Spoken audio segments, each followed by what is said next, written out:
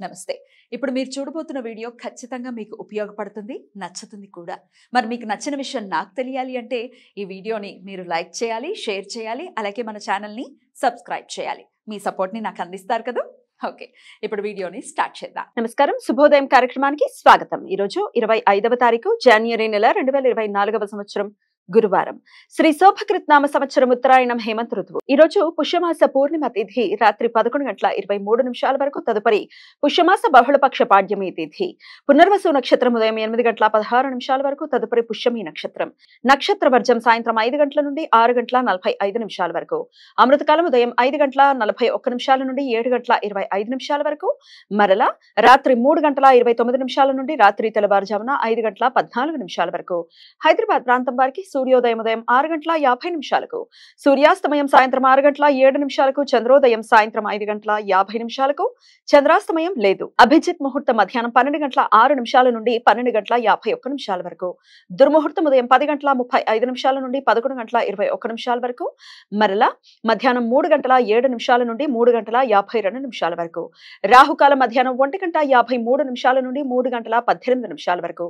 గుళిక కాలం ఉదయం 9:39 నుండి 11:04 వరకు. యమగండ కాలం ఉదయం 6:50 నుండి 8:14 వరకు. ఈ రోజు పుష్యమాస పూర్ణిమ. ఉత్తర భారత పంచాంగ సంప్రదాయం ప్రకారం రేపటి నుండి పవిత్ర మాఘమాసం మొదలవుతుంది. మాఘమాస పుణ్య స్నానాలు చేయటం రేపటి నుండి ప్రారంభమవుతాయి. ఈ రోజు పూర్ణిమ తిథి ఉండటం వలన భక్తులు ఈ రోజు పగటిపూట ఉపవాసం ఉండి రమా సహిత సత్యనారాయణ స్వామి వారి వ్రతం ఆచరిస్తారు.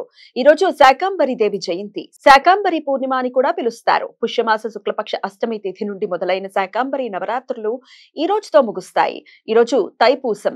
తమిళంలో మకర మాసాన్ని తై మాసమని, పుష్యమి నక్షత్రంను పూసం అని పిలుస్తారు.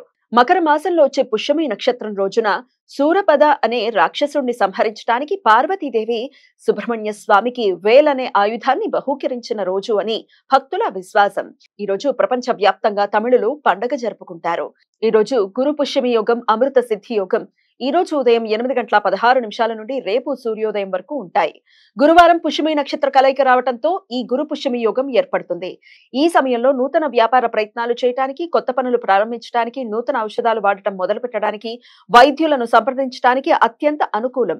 గురు పుష్యామృత యోగం ఉన్న కారణంగా ఈ యోగ సమయంలో నూతన మంత్రోపదేశం తీసుకోవటానికి, పెద్దవారిని, మేధావులను, ఆధ్యాత్మిక గురువులను కలవటానికి, నూతన వ్యాపార భవన నిర్మాణానికి శంకుస్థాపన చేయటానికి అత్యంత అనుకూలం. సర్వార్థ సిద్ధి యోగం ఈ రోజు పూర్తిగా ఉంటుంది. ఈ రోజు అన్వాదానం. వైష్ణవులు ఈ రోజంతా ఉపవాసం ఉండి రేపు ఇష్టి రోజు యజ్ఞం చేస్తారు. ఈ సమాచారాన్ని మనకు అందించిన వారు మేడికొండూరు విశ్వనాథ్ ప్రసాద్ గారు. ఆయనకు కృతజ్ఞతలు తెలియజేస్తూ నారాయణ స్మరణతో సమస్త సన్మంగళాని భవంతు. నమస్కారం.